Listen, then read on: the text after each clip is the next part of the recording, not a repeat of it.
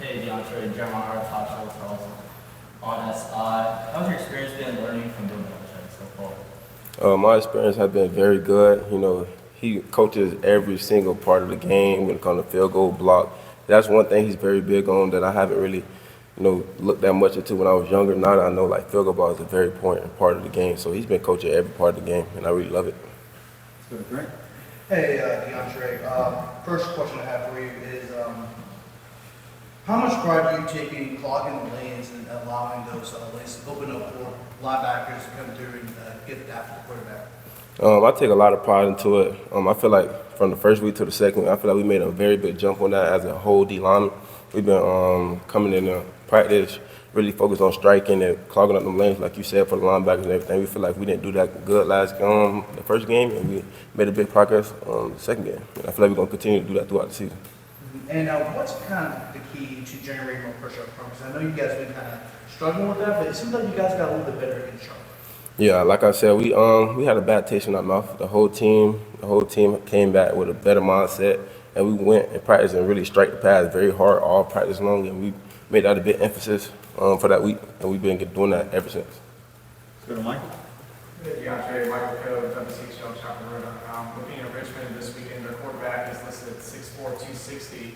Coach Belichick compared him to Ben Roethlisberger from the Steelers. How do you go about simulating playing against a guy like that who has pretty unique size for the quarterback position and is a pretty skilled runner? Preparing for him, you got to focus on tackling. Tackling is a big part of the game this week because he's a big quarterback. He's not going to go down easy, so we've been focused on tackling a lot this week as well. Let's go to Brian. Yeah, Brian Butcher, WRL. You talked about freeing up those linebackers. How much of the scheme is designed for you and the other defensive linemen to take on those blockers and free up those linebackers versus how much of it is you guys getting penetration in the backfield and kind of making plays on your own? When it comes to that, it's just like you got to play the game. You got to take what the offense give you and everything like that. So it's not really no scheme or anything like that. But when it comes to double teams and stuff like that, like I said, we've been working on that very hard, working on striking pass and striking the blockers and everything. So the linebackers can't be free. So it's not really no scheme. We just got to do that. Let's go to Adam. DeAndre Smith with Inside Carolina. Obviously, a million new guys on this roster and the defense. The front is pretty much all new from the line to the linebackers. How has it been for you, and how would you say it's been for some of your teammates trying to learn Steve Belichick's system?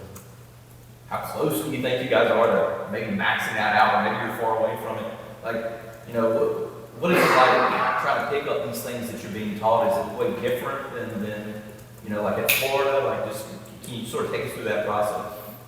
Having a whole new team and a whole bunch of new teammates, we had to get closer by going out to dinner, going to get steak, going to fish and everything like that. That's where it starts from, building a brotherhood. And then when it comes to learning the plays with Steve, it make it pretty easy for us. It's pretty simple.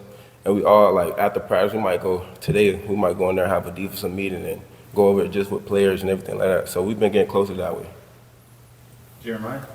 Yeah, Jeremiah Holloway with Inside Carolina. DeAndre, you're obviously somebody who comes from the SEC level, who come to UNC with Belichick, and one of the main things for him is making things pro style, professional style. So, what's kind of the comparison for you, similarities and difference between how Belichick's looking to run things over here and coming from the SEC? And we understand obviously the SEC is conference. Like, what are some of the similarities and differences? Some of the similarities, I would say, of course, it's college, so a lot of stuff is like, we got rules and stuff you can do. Some of the differences is, here, he treats everything like you said, pro, so you got to do what you got to do. He's not going to tell you, you got to be at this meeting. You should know that to be at this meeting. When it comes to lifts, he's not going to have somebody over there running the lift for you. You're going to have to do the lift, and he's going to trust you to do that lift in the right way, in the right pace, and everything like that. Make sure you do all your reps on your own. Of course, we got coaches, coaching us in the weight room, but he ain't going to sit there and have you going step 1, step 2, step 3. It's like you're going to do that work, and if you don't do the work, you're going to see the progress on the field.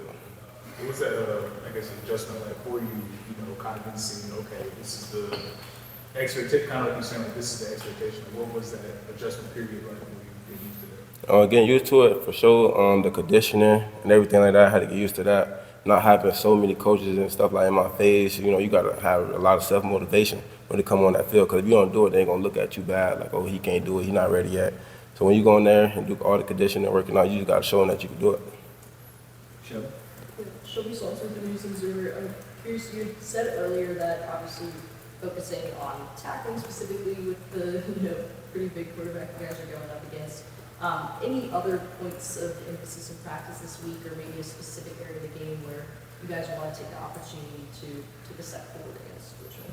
Really, we just taking a step forward on everything. Really, the whole game. When it comes to field goal block, we was very heavy on that last practice.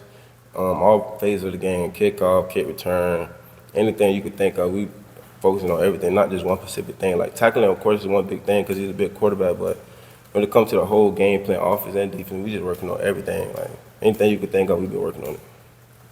Andrew? You got on the field some last year. Here, obviously, you play a lot more first game, stats are your starter.